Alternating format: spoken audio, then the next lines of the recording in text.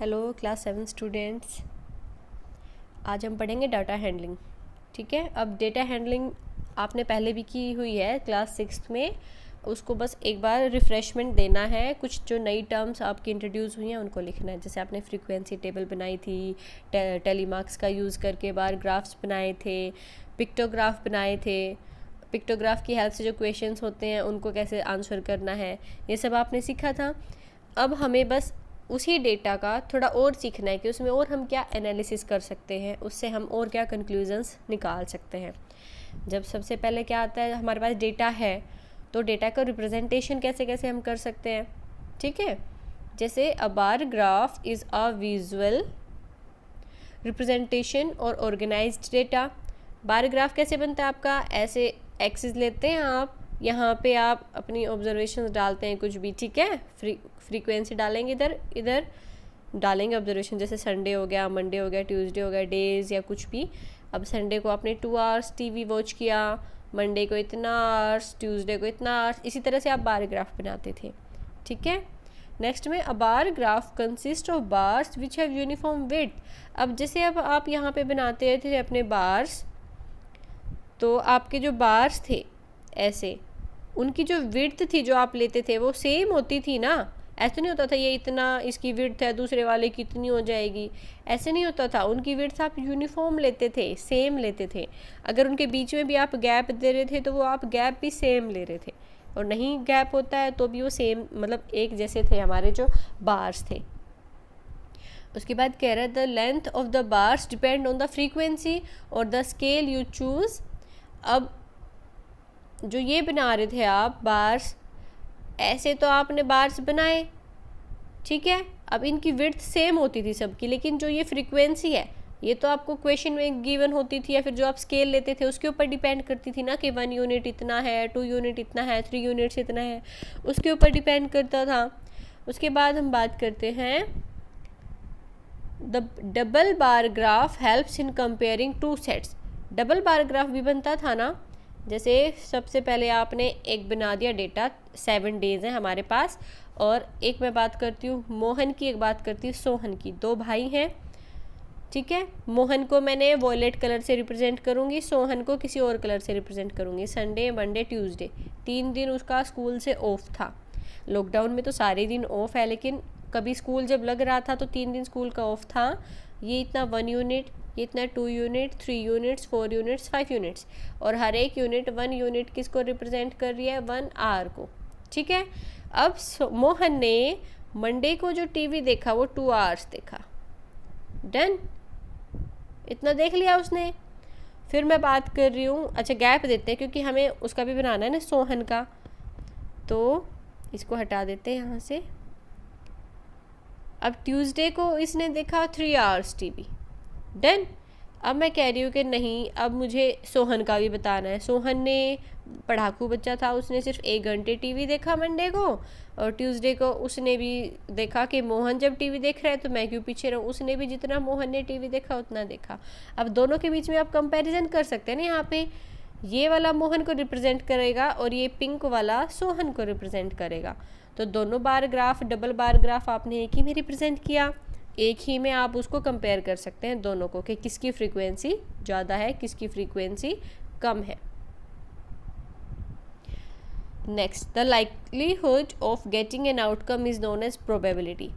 अब जैसे मैं कहूँ आपके बैग में, ठीक है, ये आपका स्कूल बैग है, ठीक है, आपके स्कूल बैग में 10 नोटबुक्स हैं, 10 अलग अलग सब्जेक्ट्स की। मान लेते हैं सब्जेक्ट्स आपके हैं art and craft, SUPW, maths, computer, Hindi, English, science, SST, ठीक है। ऐसे 10 सब्जेक्ट हैं आपके पास। फिजिकल एजुकेशन हो गया एक। उन 10 में से आपको मैं कहूँ एक नोटबुक निकालिए और प्रोबेबिलिटी बताइए। प्रोबेबिलिटी का मतलब होता है संभावना, पॉसिबिलिटी, वही होता है प्रोबेबिलिटी। अब मैं कहूँ कि क्या प्रोबेबिलिटी होगी कि जो आपने नोटबुक निकाली है वो हिंदी की होगी। अब 10 नोटबुक में से कोई एक तो हिंदी की होगी ना, जब सारी नोटबुक उसमें रखी हैं, तो हिंदी वाली की प्रोबेबिलिटी कैसे निकालते हैं आप, 1 आउट ऑफ 10, कि एक निकाली है। अब देखते हैं कितना % होता है, ये ऐसे ही निकलता है ना, तो 10% चांस होगा कि वो हिंदी की निकलेगी, उतना ही चांस होगा कि वो इंग्लिश की भी हो सकती है, वो मैथ्स की भी हो सकती है, वो एसएसटी की भी हो सकती है। तो मतलब जितनी आपके उस सब्जेक्ट की नोटबुक है, मान लेते हैं 2 हिंदी की अगर आपके पास नोटबुक थी उनमें से, तो चांस बढ़ जाता ना कि कोई एक हिंदी की निकलेगी अगर आप निकाल रहे हैं, तो चांस बढ़ जाता है उससे। तो जितने ज़्यादा फेवरेबल आउटकम्स होंगे उतनी ज़्यादा आपकी प्रोबेबिलिटी बढ़ जाती है। अब जो हम डेटा कलेक्ट करते हैं ना आसपास से, डेटा कहाँ से आता है? हमारे आसपास ही होता है डेटा, हमें बस उसको ऑब्जर्व करना है। जैसे क्या क्या हो सकता है डेटा की फॉर्म में। एक दिन मैंने क्लास 9th को एक्टिविटी कराई थी कि आसपास से डेटा कलेक्ट करना है। क्या जितने प्लांट्स आपको कैंपस में दिख रहे हैं उनकी हाइट निकालनी है। प्लांट्स में ट्रीज़ की बात नहीं कर रही हूँ, प्लांट्स जो छोटे प्लांट्स हैं, ठीक है, उनमें हमने बात की कि उनकी हाइट कितनी कितनी है। तो बच्चों ने क्या किया, स्केल लेके गए, नोटबुक लेके गए, 4 ग्रुप्स बना दिए उनके। उन्होंने सबने इतना इतना एरिया डिवाइड कर लिया कि इस एरिया में जितने प्लांट्स हैं हम उनकी हाइट निकालेंगे। तो डेटा खुद से कलेक्ट किया ना उन लोगों ने। अब जितने प्लांट्स की उन्होंने हाइट लिखी, किसी की 10 सेंटीमीटर होगी, किसी की 12 सेंटीमीटर होगी, किसी की 13 होगी, 18 होगी, ऐसे लिखी उन्होंने। अब उस डेटा में से हम कुछ अलग टर्म्स का वैल्यू निकाल सकते हैं। जैसे मीन क्या होता है? एवरेज। एवरेज की तरह होता है, आप उसको एवरेज की तरह समझिए, वैसे मीन अलग होता है। मीन होता है कि हमने जितने नंबर लिए हैं उसमें से लगभग, कहते हैं ना लगभग इतना होगा, अंदाज़ा लगा देते हैं कि 10 बच्चे हैं, किसी के 10 नंबर है, किसी के 20 हैं, किसी के 30 ऐसे, तो मान लेते हैं कि हर बच्चे के लगभग 15 नंबर आए हैं। तो वो एवरेज जो निकालते हैं ना वो मीन होता है। जैसे arithmetic mean is a number that lies between the highest and the lowest value of data। जो मीन होगा ना हमेशा, जैसे मान लेते हैं मेरे प्लांट्स की हाइट जो है शुरू हुई थी 1 सेंटीमीटर से और वो चली गई 18 सेंटीमीटर, सबसे बड़ा प्लांट था। जितनी भी बाकी प्लांट्स थे ना, 100 प्लांट्स थे, सबकी हाइट इनके बीच में थी। तो जब मीन आएगा ना मेरा, वो भी इन 1 और 18 के बीच में ही आएगा, इनसे बाहर नहीं जाएगा कभी भी।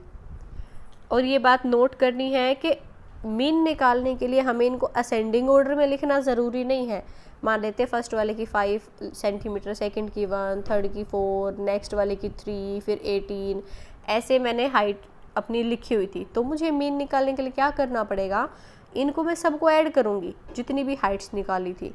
और 100 प्लांट्स थे मेरे, तो 100 प्लांट्स की हाइट डिवाइड बाय 100 करूँगी, ऊपर सबको ऐड कर दूँगी, तो वो मेरा मीन निकल के आएगा। ठीक है। और रेंज क्या होती है हमारा, जो लोवेस्ट होगा ना, सबसे कम हाइट होगी और सबसे बड़ी हाइट होगी, दोनों का जो डिफरेंस होगा वो मेरा होगा रेंज। मोड क्या होता है? मोड होता है जो नंबर मेरा सबसे ज़्यादा बार रिपीट हुआ है। जैसे 15 सेंटीमीटर हाइट के सबसे ज़्यादा प्लांट्स थे, 100 में से 25 प्लांट्स तो ऐसे थे जिनकी हाइट 15 सेंटीमीटर थी, बाकी किसी की कितनी थी, किसी की कितनी थी। तो जो 15 सेंटीमीटर आया है ना मेरा, वो मेरा मोड आएगा, वो सबसे ज़्यादा बार रिपीट हो रहा है। इसको निकालने के लिए आप क्या करेंगे, सबसे पहले असेंडिंग ऑर्डर में डेटा को लिख लेंगे। ठीक है। लिखने के बाद आप उसकी क्या करेंगे, फ्रीक्वेंसी टेबल बनाएंगे, टेली मार्क्स वाली। ठीक है। बना सकते हैं कि जो 10 सेंटीमीटर है हाइट के कितने प्लांट्स आए थे, 12 सेंटीमीटर के कितने प्लांट्स आए थे, ऐसे ऐसे। और उसमें से फिर आप जब सबसे ज़्यादा हाइट जो रिपीट हो रही होगी ना, वो मेरा क्या हो जाएगा, मोड हो जाएगा। उसके बाद हम बात करते हैं मीडियन। मीडियन क्या होता है, जो सबसे बीच में वैल्यू निकलती है ना, हमने स्टार्ट किया और लास्ट तक गए, जो सबसे बीच में हमारी वैल्यू आई, वो हमारा जो सबसे बीच वाली ऑब्जर्वेशन थी होती है मीडियन। ठीक है। मीडियन कैसे निकालेंगे, आप डाटा को असेंडिंग ऑर्डर में लिखेंगे। उसके बाद the value that lies in the middle such that half of the observation lies above it and the other below it. कैसे लिखते हैं देखो, जैसे 1 से लेके 10 तक मैं काउंटिंग लूँ, कोई भी 10 नंबर लूँ, मैं आपको एक पूरा क्वेश्चन सोल्व करके दिखा देती हूँ। उसमें मीन, मीडियन, मोड तीनों चीज़ हम निकालेंगे। 1 2 3 4 5 6 7 8 9 10। अब मैं बोलूँ ये मेरे पास 10 नंबर हैं, 10 ऑब्जर्वेशन हो गई, इनका आप मुझे मीन बताइए। मीन के लिए क्या करेंगे, 1 + 2 + 3 + 4 + 5 + 6 + 7 + 8 + 9 + 10। सबको ऐड करेंगे और डिवाइड कर देंगे 10 से, वो मेरा क्या आएगा मीन। कितना आएगा सबका एडिशन बताइए। देखिए 1 + 9 10, 2 + 8 10, 3 + 7 10, 4 + 6 10, 5 अलग से बच जाएगा। कितने हुए 10 10 के पेयर 1 2 3 4 5, 50 और 5, 55 आ गया। इनका एडिशन 55 डिवाइड बाय 10। तो मेरा जो मीन आया, या फिर एरिथमेटिक मीन बोलिए, मीन बोलिए, क्या आएगा मेरा 55/10 दैट इज़ 5.5 आ गया। उसके बाद मैं बात करती हूँ मोड की। मोड मैं कैसे निकालूंगी? ठीक है, अब कोई भी नंबर ज़्यादा बार रिपीट नहीं हो रहा है, सब नंबर एक एक बार थे, तो इसमें से कोई भी मोड नहीं था मेरा, सब सिंगल सिंगल टाइम थे।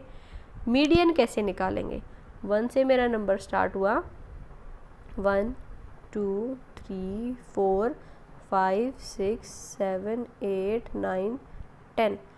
अब मीडियन वो होता है जो बिल्कुल बीच में हो, उसके लेफ़्ट में भी उतने ही नंबर हों, उसके राइट में भी उतने ही नंबर हों।